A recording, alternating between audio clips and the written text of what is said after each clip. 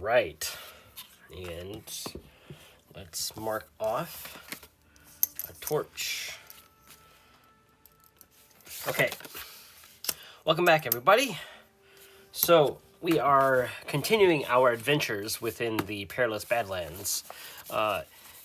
Deep underneath the sands of the Forbidden Dunes, just underneath the village of Vorn, lies the Caves of the Forgotten Depths, where we find our two heroes, Tamra and Morgan, currently in the throes of adventure, and they are struggling to, well, stay alive.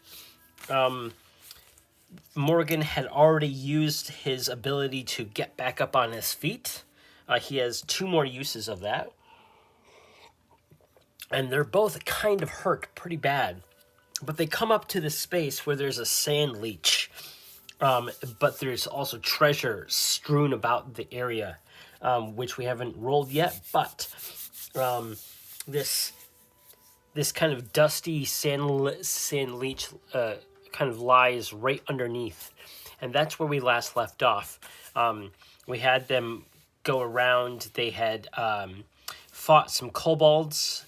They snuck past a manticore nest and managed to find a way past the quicksand into this area. So this sand leech, however, is probably going to do a number on them if they are unable to deal any sort of damage to them. So what I'm going to do first is Tamra is going to maintain her concentration on protection from evil, and she needs an 11 or higher. She's got a 10 plus her modifier is plus 2, so 13. So she keeps up protection from evil on Morgan. Unfortunately, a few episodes ago, quite a few number of episodes ago, she had failed 2 spells, Detect Magic and Sleep. So it would have been nice to be able to cast Sleep a few times here, but she just was unable to do it. So she still has the staff, which she's currently using, the Ashen Staff of Blood, which up through today's, not today's as in session, but today in the game worlds, they are able to utilize the abilities, and Tamra has not figured out that there's kind of a curse to it or an additional requirement to keep the magic alive. So she's using this to attack and stuff. And Morgan has his longsword and or blowgun. But what I feel that they're going to probably do is they see that there is another exit. And they might try to go immediately through that. But they want to see if there is a place that they can backtrack into. They know that there's just quicksand in the area before them in 6. I have not. Here we go. A little bit better of a overview of what we're looking at, and they are currently in this room right now. So I think Morgan is going to attempt to get the first hit in. The Sand Leech is, the AC is 9, so it's pretty easy. But the problem with this is that it can attach to the target if it hits. So I'm going to, bite plus a d4. I see. So it hits for 1 point, but then it'll automatically attack and basically do a point. So it's a leech. It attaches and just sucks damage away. That's really cool. So we won't change that too much. I am reskinning basically the giant leech from the core rulebook on page 229 as a sand leech and modifying it a little bit. So I think what we're going to do here is, as a sand leech, the HP is the same. That's fine. The AC is the same. That's fine. The abilities in of itself is fine. So we'll just do that. So we're going to have Morgan You know what? I think Tamra... Actually, Morgan is going to go first. Morgan is going to go first to potentially heal up a bit. So he's going to attack 16 plus his 4 is 20. Definitely hits the giant leech. And he does a total of a d8 plus 1. A d8. I got to find a d8. Where's a d8? There we go. d8 plus 1 damage. 7 plus 8. So 8 points of damage. So that's almost all but dead. 3, 4, 5, 6, 7, 8. And then he is going to burn one of his flourishes, and he is going to gain d6 hit points. He's going to gain 5 hit points back. So that's awesome. 1, 2, 3, 4, 5. So he only has 4 damage on him now, as opposed to I think it was 8 or 9. Okay, so he's at 7 health, and Tamra is at 2. All right, Tamra is going to attempt to hit it with her staff, plus 2 to hit. Wow. Okay. 2 to what's this?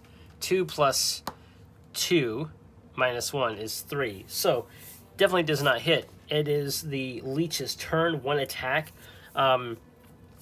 is going to attack probably Morgan, as Morgan is right up in its grill.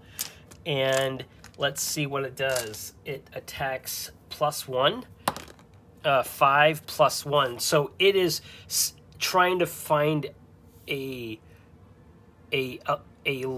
latch on point with Morgan, but Morgan has dealt with beasts of things like this in his time fighting as a pit fighter. So he is able to dodge out of the way nicely. So it's back to Morgan again.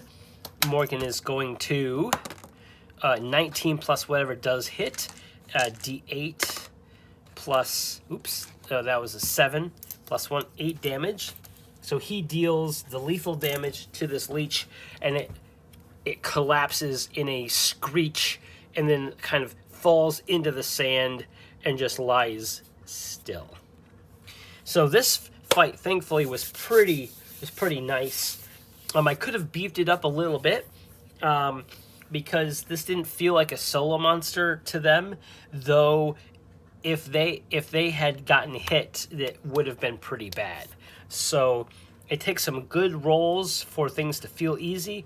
It takes some bad rolls to have things feel pretty bad. Okay, so what we have next is... Oh, again, was petrified I wasn't recording again. Okay, I think there is an exit down to the south there, but there is treasure in this space. So let us roll on to see what kind of treasure that we get. So let us roll treasure 0 to 3. They are 0 to 3 in level. Let me move all of my dice. There we go. Let's do a D100. Let's start over. All right.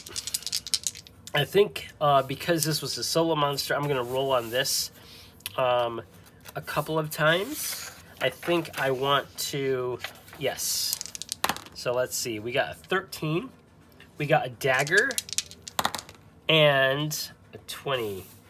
Dagger and a great axe. A dagger and a great axe. So again, I think he's going to carry these. Dagger and a great axe. Now, I know that the great axe takes up 2 slots. Yep, dagger and the great axe, it's 10. 1 GP. Okay, so, and remember, he has that sparkling, clean, stained glass mask of a god. Now, the god part is interesting. We'll have to figure out what that is eventually. So, 1, 2, 3, 4, 5. So he has 3 slots left. And I think Tamra has one. What she's using 1, 2, 3, 4, 5, 6 slots. So she has some slots left too. Okay, good to know. I am, though encumbrance and slots and stuff is something I generally don't keep track of in most of my games.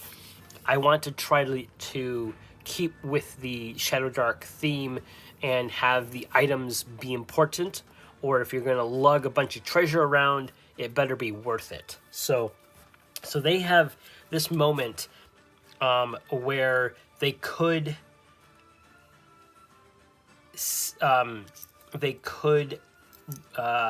what do you call, they could pause, but I think they're going to go south into the boss monster. So a boss monster area, I'm going to have, let's see, let's roll on the caves.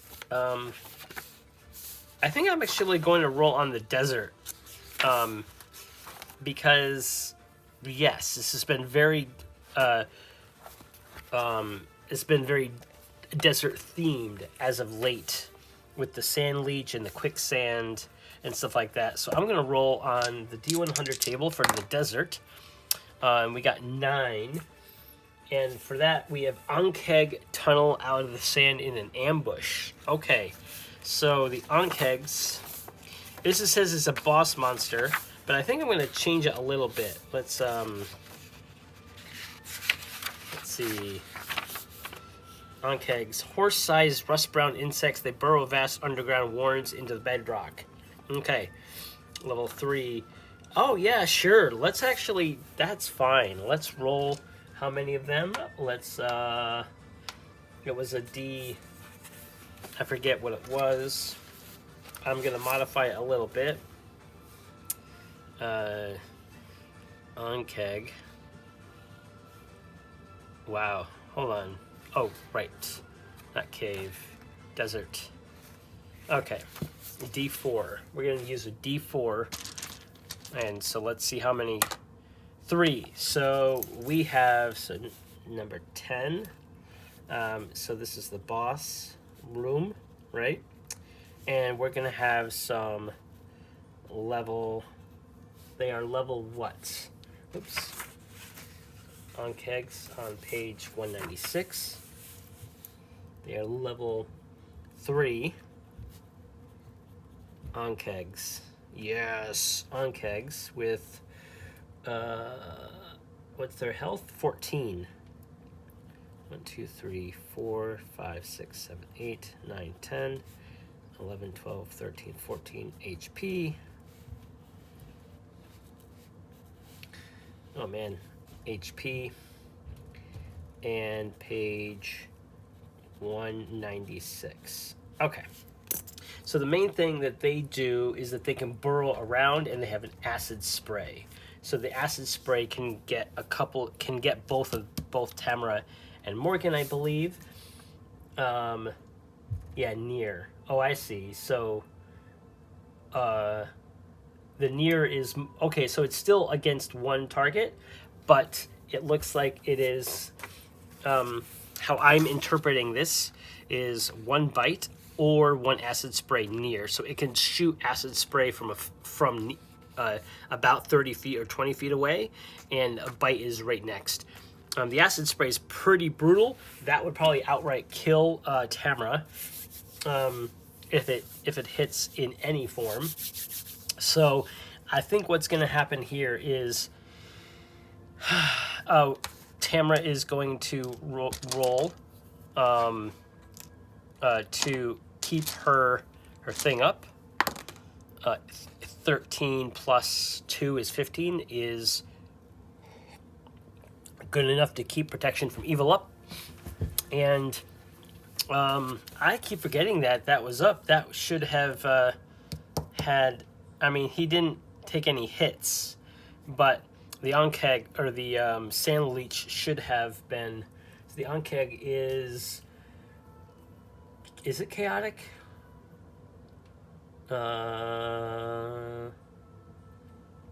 Attack. Strength and alignment is neutral, so it doesn't affect this thing. So it is like an insect. Horse-sized, rust-brown insects. They burrow vast underground warrens into the bedrock. So I imagine that this cave is like a nest of their things. And honestly, when Tamra and Morgan show up, it's empty. And is there treasure here? I'm going to say likely. I keep wanting to do that. I say that's 61. Likely is 75 or less. So 61 is yes. So there is treasure here. So they probably walk toward the treasure, but these Ankegs burst out from the walls and sort of ambush or come home into the space, forcing a combat roll. So the Ankegs are going to be rolling a 10, and Tamra and oops, that was a 10. Tamra and oops, that was a 12. So 12 plus 12, 14 and 18 for Tamra, and then their dex is +2, so 12. So we got the team Tamra and Morgan go first, which is great. So they avoided the surprise by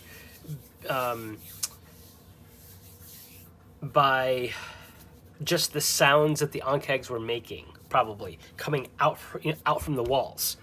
So I'm going to say that the combat is going to be oh man, there's a lot of them. Or rather, how many are there? There's 3 of them. So 3 of them total. And they each have 14 hit points. So this is pretty brutal. We could get them down to 2 of them, but they do a lot of damage, and I know they're going to do the acid spray first. So Morgan is going to say, Tamra, use the staff. So Tamra is going to use the staff right away. Actually, is not going to use the staff. Use the staff after I've done the damage, because she can only gain health after slaying a creature. So that's the one thing about this. So adds +2 to damage though, and the attacks. It's pretty good. So I'm going to roll for both Tamra and Morgan here, and they're both doing their attacks. So he has a +4 total. Yes, he has a +4 total, and she gets a +1 effectively because her -1 melee. So, all right, +1 for her. Nice. So 10 for her, and +4. So 16. Their AC is 14. So she misses, but he does not. So he deals a D8. D8 +1. That's a 6 + 1, so 7 points of damage on one of them. 1, 2, 3, 4, 5, 6, 7. Okay. And so that one reels up. And he is going to use his last flourish to heal up, hopefully to full. 3, so almost to full. He's at 10 hit points. Okay. So he is going to that's Tamra. Tamra is actually going to back away, kind of coming back into the area that they came from, knowing that it's safe. So she's backed away a little bit, and now it's their turn. So we have 3 Ankegs here, and so I'm going to roll for all 3 against 2 at Morgan and 1 at Tamra. This one's at Tamra. Ooh, yuck. Yuck. Okay, so 1 definitely misses. 13 plus 4. Ooh, yuck. 17 hits. 1 hits, and the other one hits. So they both hit the acid spray. So they deal a total of, I'm rolling for both of them. Ooh, 3 points apiece. Okay, so unfortunately, that means that Tamra is down. And boom, boom. And so she is down. So I'm going to allow her to make one reactionary sort of hurrah attack. Now, this is a solo thing, mostly because I found out that even though I like how brutal this game is, I find that the simple act of dying is pretty monumentous in this game. So let us roll to see how many turns she has. She has 2 turns. I'm going to mark that on her sheet here. So she has 2 turns before dying. So that is the Ankegs. And now it's Morgan's turn. Morgan is going to go over and attempt to make a medicine check to stabilize. Come on, buddy. Come on. 4. That fails on that, so he cannot stabilize. But he does. Oh, okay. So he does utilize. Interesting. He is going to. Oh man, he wants to. They are out of luck. I don't know really how best to give my characters luck in a solo session, because I'm coming up with the ideas. So how do I give them luck? So yeah, I don't know. But Tamra is going to roll a d20. She rolls a 6, so she fails on her first thing. And what I'm gonna do is when she dies, or if she dies, but basically on her last turn, she'll get one last thing to do. So we have these guys again. Oh, yuck. Okay, so that's on. Oh, well, here's the thing. These hits, so this misses, this hits, and this hits with a critical. So the unfortunate thing, going by the rules, right? This is how much damage that we're dealing with. And we got 1, 2. So I'm going to be rolling this whole 7, 8, 9 damage. And that is him down too. 1, 2, 3, 4, 5, 6. That's exactly 11. Again, last time that happened. Okay, he's going to roll a DC con check to resist this going to death. And he has to reduce. Yep. All right, come on, buddy. And he has advantage on this because it's a con check. All right, 19 plus things. Definitely succeeds on a DC 18. So he gets back up at 1 hit point. Oh my god. This pit fighter, man. Woo! All right. So that means that he's at 1 hit point. 1 HP. Okay. And it's his turn.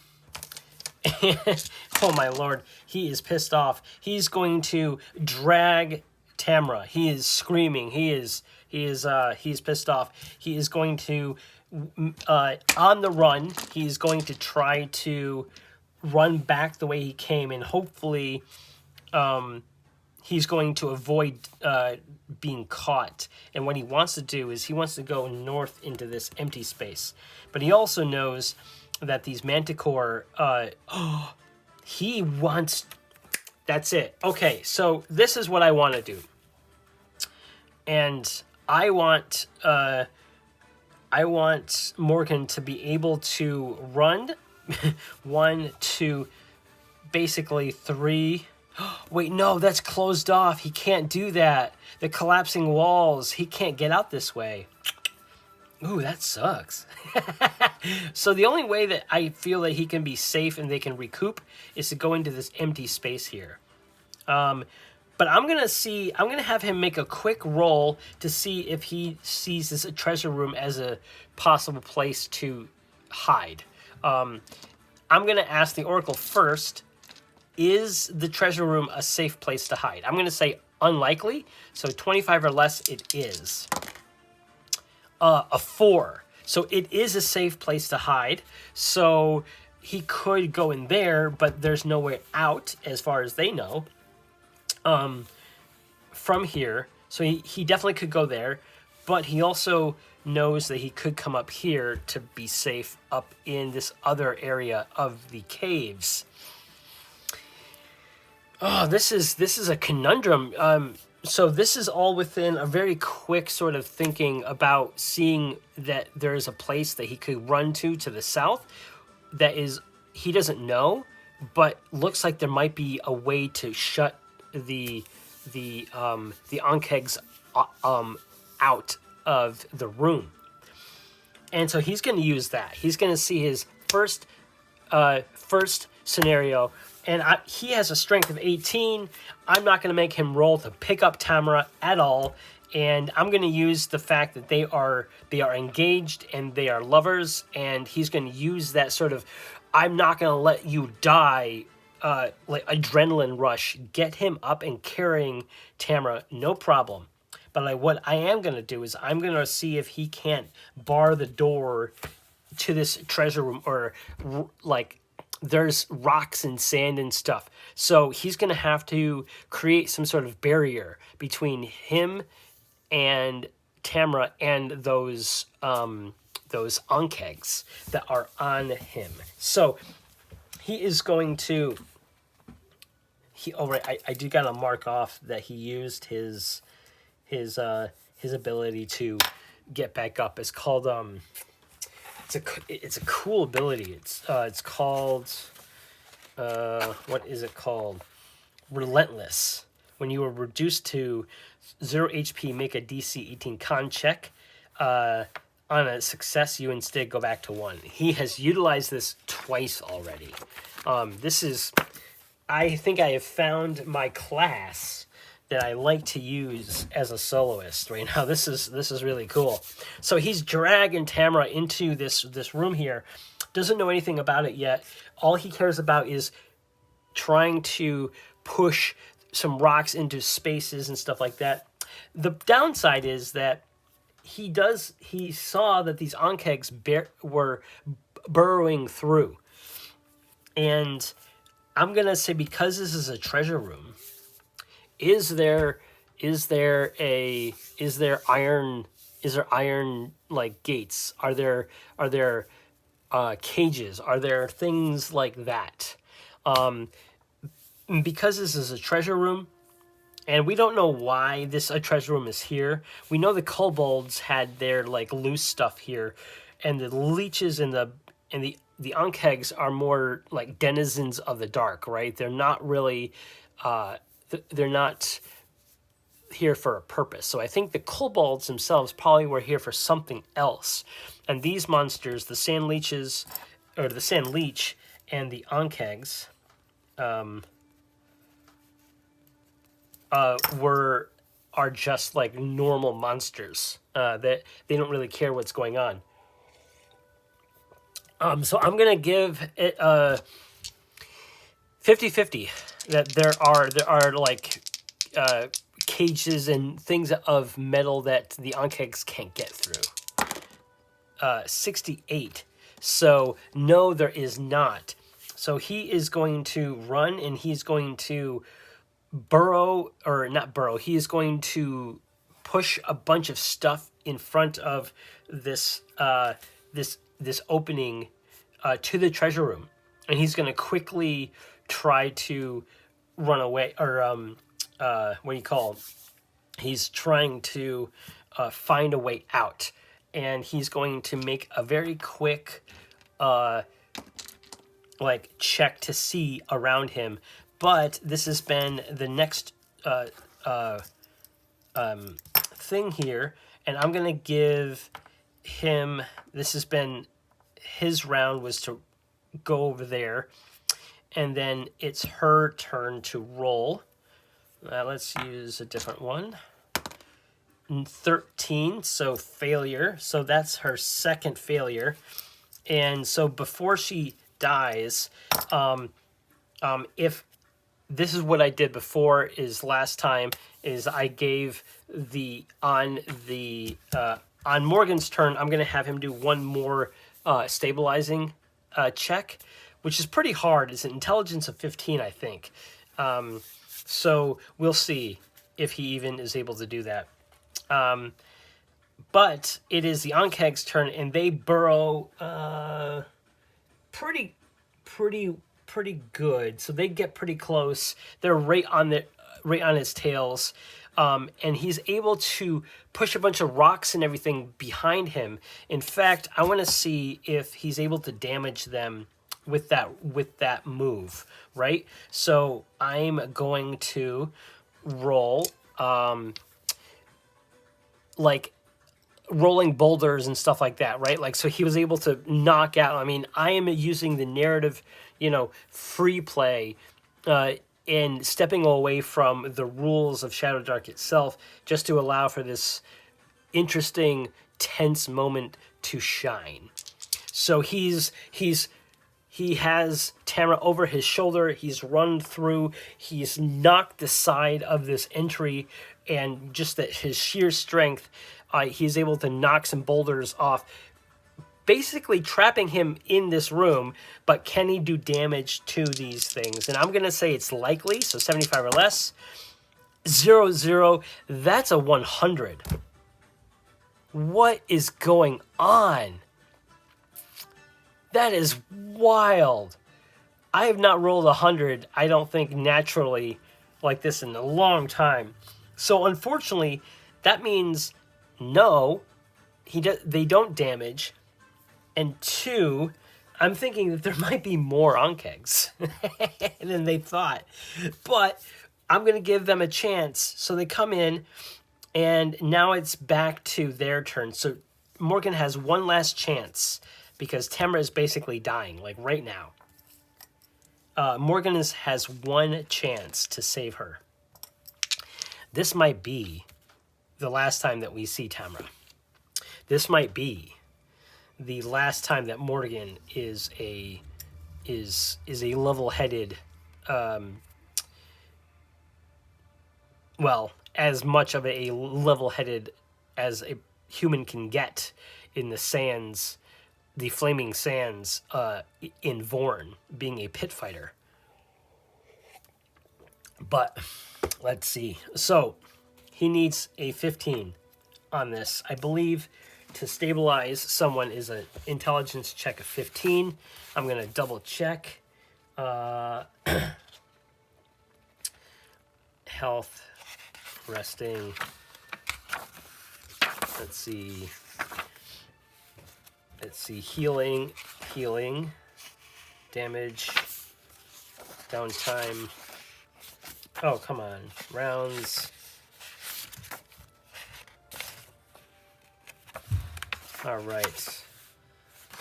Let us... Come on. Right. This is all character stuff. Okay. Where is the healing?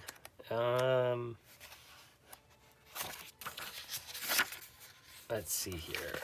I need to find it.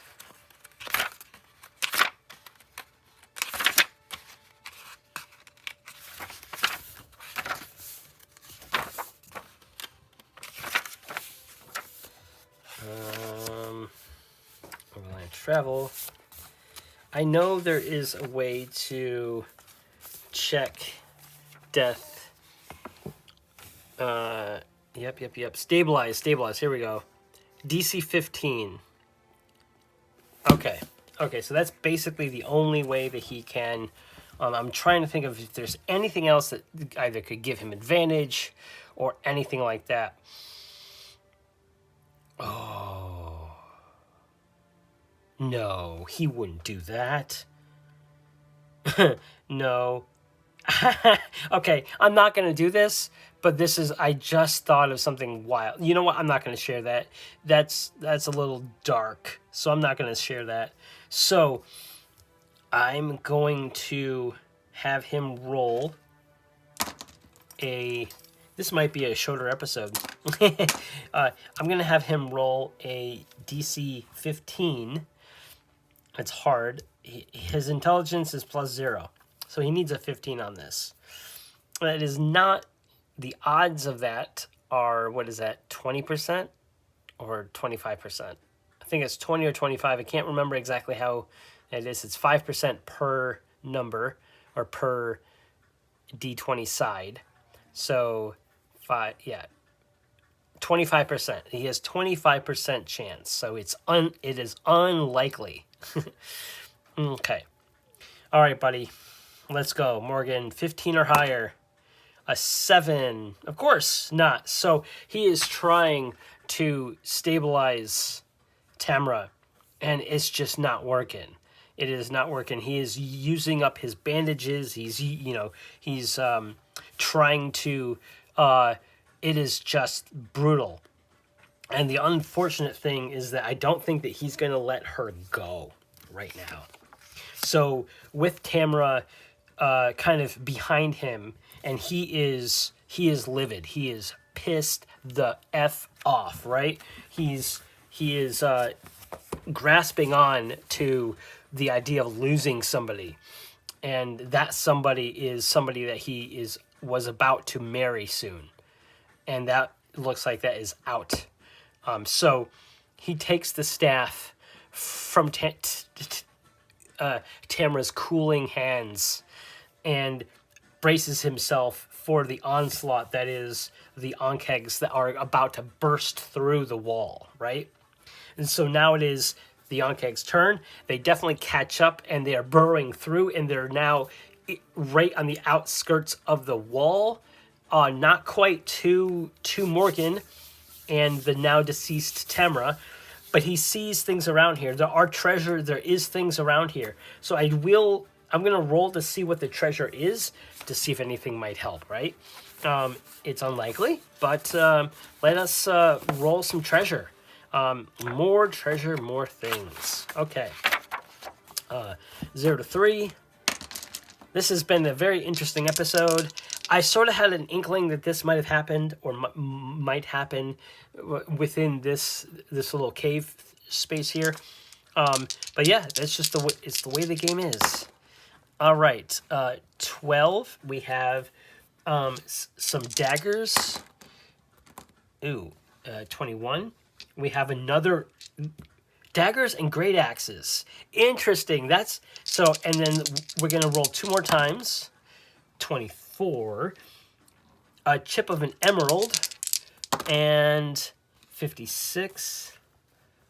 And a pair of silvered daggers. Interesting. So we have like a bunch of stuff. So I'm gonna write 2 silvered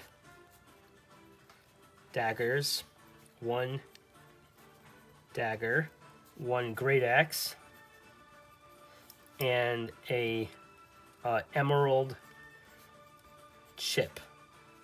So this is 10 GP. The great axe is 10. This is 1, and the silvered. I think these are 10 each. Yeah, so this is 10 each. Okay, so this is a lot of XP, but it might be helpful. It's more weapons, and this is gonna be funny. So what I'm gonna do here is the minute he's gonna use the great axe. He's going to throw the great axe just with the mess. He's going to see it. He's going to like, yes. He wants to keep his long sword and his staff next to him, of course. But he's going to just throw all of these weapons that he's finding on the ground at the Ankegs. So as the Ankegs come out, he's immediately going to start throwing. So he's going to go first. And so what I'm going to do is I'm going to give him 2 attacks before they catch up. And let us go back to... I don't know what the Great Axe does in terms of damage. And I know technically you can't throw... You can throw anything in any game you want. It's just... you can certainly try, right? So the Great Axe does D10 of damage. And he's definitely using it... He's just using his strength. And I wouldn't say that he could do this normally, but I would say that under the circumstances, with his sort of how he's feeling, he is just livid. He is pissed off. So he's going to yank and toss it at the first one that comes out. And he's going to throw, use his Dex modifier. 9 plus 2 is 11. And their AC is... What was their AC again? Onkegs, page 196. I forgot what the Onkegs... 196. 14. So he misses the first one, and the Great Axe crumples to the ground, and he's going to take the 2 silver daggers and then thump, throw them like that. So I'm going to roll 2d20 to see if they hit any of them. A natural 1 and a 5. He is just too raged up. He cannot see straight. He cannot shoot straight. And they catch up. And we got 2 Onkegs coming at him. So let us see what they do to him. And they're going to immediately use their spray on him. A 5 and a 14. That 14 definitely hits with a 14 plus 4. Yep, 14 plus 4. So that's 18. That hits. And that does... I mean, he's at 1. So he's going to... Yeah, he takes enough damage to be dropped down. He needs to take his very last DC con check. 19. He does it again, folks. He does it again. He rises from 0 back up to 1. And he huffs and he puffs and he's like so livid. He sees he sees Tamara at his feet. And he's just so pissed off. He sees that one of the Onkegs is still afar, and knowing that the bite attack is not as powerful, or at least he knows that the acid spray is worse. He goes up to the 2, and he is going to hold his longsword and just go to town. And I am going to, since they are still in the wall and effectively like not stuck, but like they're being held, like they're like poking their head out, that kind of thing. And that's easy to hit and aim for. So I'm going to give him advantage on this attack here. And even with that advantage, he still only gets 10, but plus 4 is 14. That's enough. So he gets plus 1 on this damage hit. 8 plus 1 is 9. And that kills one of them, finally. So now there is just the 1 left. No, the 2 left. So this is not looking good for... And he's actually going to use the rest of his movement to go back to Tamara and protect her body. Oh. You know what? He should use the Ashen Staff of Blood. Because he would have killed that thing and would have gained some hit points back. But I'm gonna say that even though the player, me, forgot about that, narratively it makes the most sense. He was blinded by everything. He missed all of his other attacks wildly, and even this attack was just brutal in its ferocity and more out of anger as opposed to self-preservation. So I don't think that he would have thought clearly enough to actually use that thing. So we have Tamara and Morgan basically on the throes of death, and this Morgan is tapped out on all of his abilities. And we have the Ankeg's turn. And we got 2 more hits on them. 2 more attacks. If they miss, and they're both... they both come up to him and start biting. Oh, man. Wow. One keeps missing and one keeps hitting. And that is enough. He's at 1 hit point.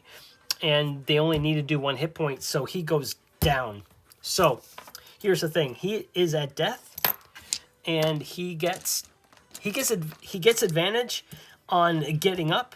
Or, sorry, he doesn't get advantage.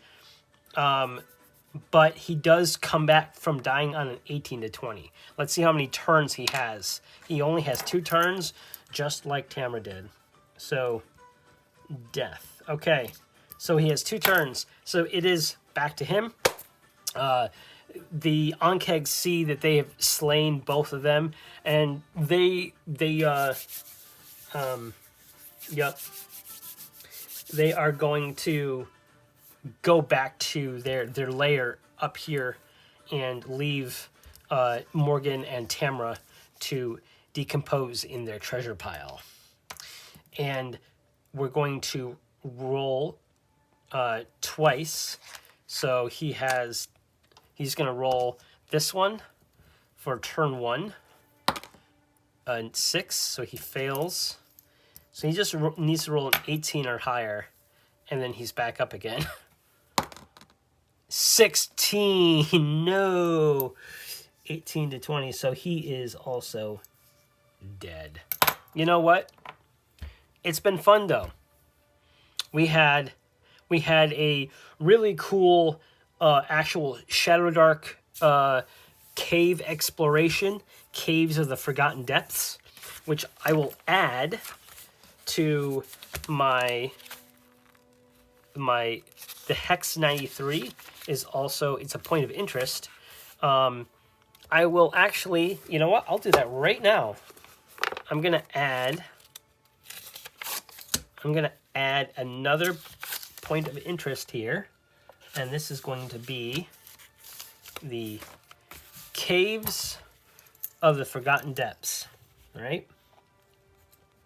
Caves of the Forgotten Depths. So this is page 81. Page 81 in Notebook. Cool. Cool. And so this is also Hex 93. Hex 93. And the Caves of the Forgotten Depths. I will write all this stuff out because I did this before with the Pillars of Crimson Death with this particular thing, and also the Oslin Barrow Mounds. Also, kind of hard to see it, but I also drew these rooms and stuff, and the hideout of the Bugbear King is also here. So I had some fun making the points of interest as part of this book. So that is that. All right, folks. As much as I was really hoping to have Morgan and Tamra last a little bit longer, they got as far as one would expect. I think for my next sort of session for Shadowdark, which there will be one, just it might take a little bit. I might try starting some characters at level 3. As much as I've been enjoying trying different classes and stuff at level 1 each time, as a soloist, I probably should utilize the Geek Gamer's Game Master's Guide suggestion in when you are playing with a rule set. It's kind of a good idea to start a character at 3rd or 2nd level, because that's usually where they get more things to do. And it gives more tools for us, the soloist, to play with. Now, you know, the Ashen Staff was a really interesting find. And now this particular location has a lot of stuff in it now. The Ashen Staff of Blood is also here. I'm going to note all of this stuff down. And the bodies of Morgan and Tamra are going to join the bodies, or the cards, of Torsen and Diomedes. And even all the way down here, and even Axidor. So we have quite the collection of deceased crawlers in the world, in the Perilous Badlands. The Perilous Badlands are aptly named, I dare say. And you know, one would say that going through 5 characters in before most of them got even to level 3. Some of them got to like level 3. Torsen got to level 2. Diomedes started at level 3. Everyone else got to level 1 or 2 at the most. So we got some situations where we just don't have some more spells and stuff like that. We got a lot of dead adventures in the Perilous Badlands. So I think knowing that, I have all these spells I've been writing up, which is kind of cool. And these are all really cool spells that if I utilize wizards or priests in the future, I won't have to write again. And I'm going on the school of thought of writing them as I need them, not writing them just in case, because I used to write things just in case, so I would have the whole library of everything in front of me, and then I'd use 1 or 2 things. So I'd do more work preparing than playing, and you know how that is. You know, sometimes you just want to play. So, I think with that, I'm going to close the chapter on this particular Shadowdark campaign. I'm still going to play my Shadowdark games within the Perilous Badlands. Who knows? I might just pick up where I left off in the village of Vorn, because, to be fair, I didn't really explore a lot of what I wanted to do down there. They didn't get very far in terms of the story. They only got into the depths of the same hex, no real travel. But we did get some pretty cool dungeon delving, which was really fun. And I'm pretty sure I kept most of my things on the up and up. I know I stretched some of the rules later, especially the last 15 or so minutes, mostly because it was just fun. And remember, you always make your own fun when you are playing solo, and it's always a good time to remind yourself that even when your characters die, and even when things look bleak, sometimes you can stretch the rules to create a better story about their death. Now, I'm going to say that their death is not going to be remembered per se. They probably will have been chased out of town by the guards, and since they didn't come back, they will probably have been written off as died in the sand, which ended up being true. So, thank you all for joining me today. A little bit of a hiccup in the ongoing story. Eventually, I'll get a group together or a campaign that will, have a little more meat on its bones, so to speak.